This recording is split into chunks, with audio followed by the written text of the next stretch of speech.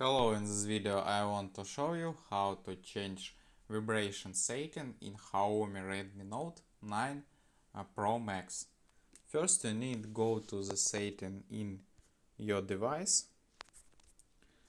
then scroll down and find the sound and vibration.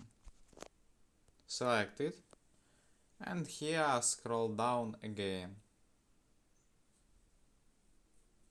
Here we can find the three parameters of the vibration setting, and here we can, using the sliders, turn on it or turn off it. For example, I turn on vibrate for calls. You can vibrate it silent mode and haptic feedback. You can turn on all of the parameters, all sum one. And that's all for today. Goodbye.